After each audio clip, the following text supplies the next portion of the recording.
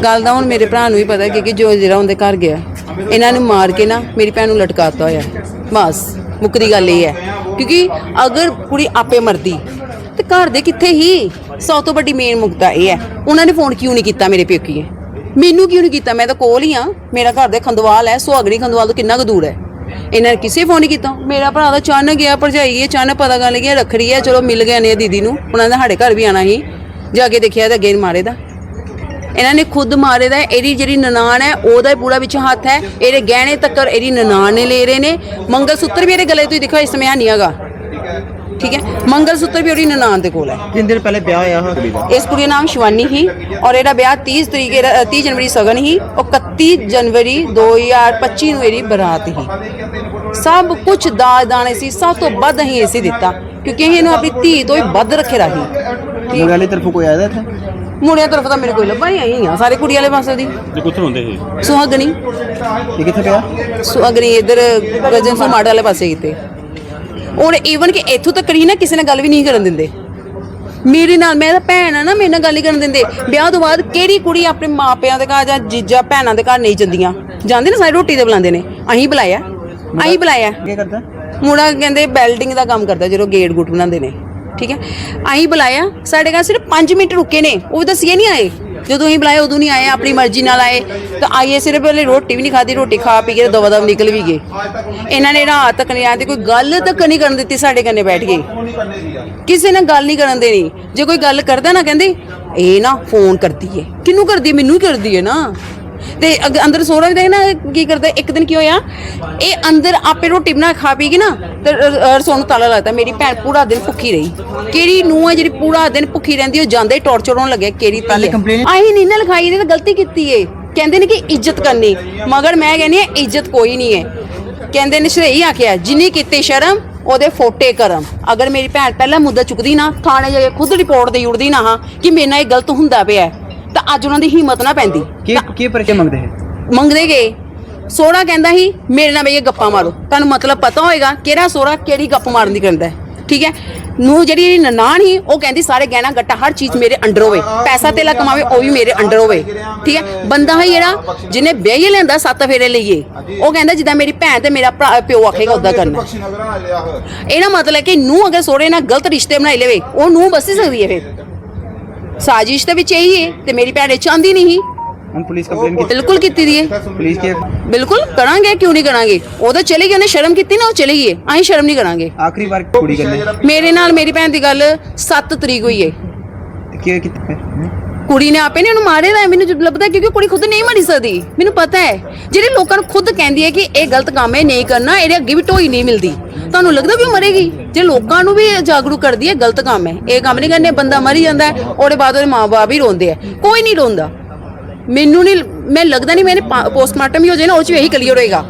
की मांग कर? मैं ही कहनी जिद्दां मेरी भैन अज तो लोग कहते ना कि नहीं इदां चलो ਉਹਨੂੰ सज़ा मिलनी चाहिए, ਉਹਨੂੰ फांसी ਉਹਨੂੰ अंदर करी ना। मैं नहीं चाहती जिद्दां मेरी भैन नूं मारिया ना इदां उन्हां दे घरों भी इदां ही लाशां निकल, इदां ही लटकेरियां लटकन।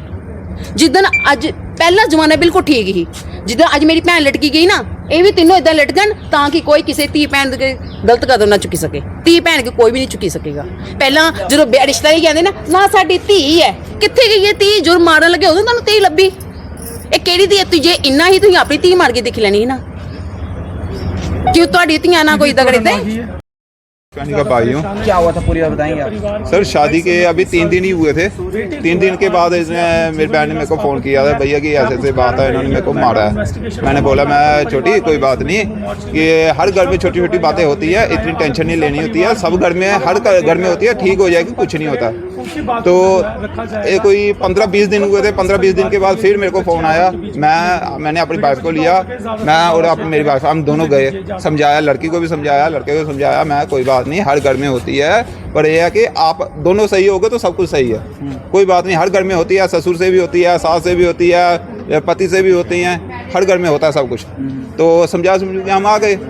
फिर एक बार फिर मेरे को कॉल आया, कोई 2 महीने 1.5 के बाद फिर मेरे को कॉल आया। फिर मैं और मेरे बड़े जीजा जी, मेरी बड़ी सिस्टर और मेरी वाइफ, हम चारों गए, फिर समझा के आ गए। उसके बाद फिर एक बार मेरे को कॉल आया, फिर मैंने समझाया उसको, गया मैं और मेरी वाइफ गए, समझा के फिर आ गए। अभी इस बार मेरे को कॉल आया रात को भैया मेरे को इन्होंने मारा है। मैंने यही सोचा, मैं कि हाँ भाई मारा होगा, मैं छानी तो कुछ ना, कोई बात नहीं, मैं सुबह आऊँगा तेरे को मिलने के लिए, तो मैं पूछूंगा ऐसे। तो सुबह मैंने पापा को बोला, मैं पापा ऐसे ऐसे बात है, तो मेरे को शिवानी का फ़ोन आया था, ऐसे ऐसे बोल रहे हैं कि आप चलो मेरे साथ, तो हम मिल के आते हैं, क्योंकि कल राखी थी, राखी के दिन वो नहीं पहुंची मेरे पास, इन्होंने आने नहीं दिया मेरे को। अभी पता नहीं है कि इन्होंने कल भी उसको सुबह मारा था, दोपहर को मारा या शाम को मारा, मेरे को उस बात का नहीं पता। मेरे को शाम को फ़ोन आया था कि हाँ भाई शाम को इन्होंने मारा, सुबह इसका फ़ोन स्विच ऑफ था लड़की का, हैं, सुबह उसका फ़ोन स्विच ऑफ था। फिर जब सुबह मैं पहुंचा हूँ उधर, सुबह पहुंचा देखा तो इनके जो रिलेटिव थे, मोहल्ले वाले या रिलेटिव, इनके घर पे बैठे हुए थे सब। मैंने पापा को बोला, मैं पापा इनके घर पे क्या बात होगी, इतने लोग क्यों हैं। मैं बाहर कर गया लॉबी में, जैसे लॉबी में पहुंचा तो देखा कि इसकी डेड बॉडी जो लॉबी में छोड़ी हुई थी इन्होंने खुद उधर से निकाल के। रक्षाबंधन के दिन मिली थी आपसे? सर रक्षाबंधन के लिए भेजा ही नहीं इन्होंने, राखी बांधने भी नहीं आई, पहली शादी थी, शादी होने के पहली रक्षाबंधन आई, इन्होंने भेजा ही नहीं है। तो आप गए थे? मैं गया नहीं सर, मैं ससुराल चला गया। मैंने यही सोचा, मैं हो सकता है नहीं आई हो तो कोई बात नहीं, मैंने आज भी नहीं आना था। अगर मेरे को शाम को ये बोला इसने, मैंने वही सोचा, मैं शाम को इसको मारा है, हो सकता है छोटा मोटा झगड़ा हुआ हो दोनों का, चलो मैं बड़ा भाई हूँ इसका, मेरा फ़र्ज है इनको समझाना, दोनों को समझाऊंगा तो बात ख़त्म करूँगा, इधर ही ख़त्म करूँगा। पर इस बात का मेरे को पता नहीं था कि इतनी बड़ी बात कर दी हुई है इन्होंने। पहले 3-4 बार बताया मेरे को इन्होंने, 3-4 बार बताया इन्होंने मेरे को, हर बार यही बोला कि जो मेरी ननंद है वो मेरे को टॉर्चर करती है। क्या कहती थी? मुझे ऐसे कुछ बातें बोलती थी, कभी जो फैमिली मेंटल होता है, पता नहीं क्या क्या बातें बोलती थी। मेरे को यही बोलती है, भैया जब भी ये आती है मेरे को ऐसे कुछ बोलती है। मैं कभी ससुर से कुछ बोल कर जाती है, ससुर जब ये चली जाती है ससुर मेरे को मारता है, गाली निकालता है, वह गंदी गाली निकालता है। तो मैंने बोला, मैं कोई बात नहीं, ससुर है तेरा, जैसे तेरे पापा घर पे है ऐसे ही वो है, तो कोई बात नहीं है, टाइम आएगा ठीक हो जाएगा सब। वो टाइम आने से छोड़ा ही नहीं उन्होंने। क्या मांग करता रहता था उसको? सर मांग मूंग का अभी पापा को ही होगा, मेरे को आज तक इन्होंने कुछ ऐसा बोला नहीं है मांग के लिए। ये है कि मारते थे लड़की को, 2-3 बार मारा इन्होंने लड़की को।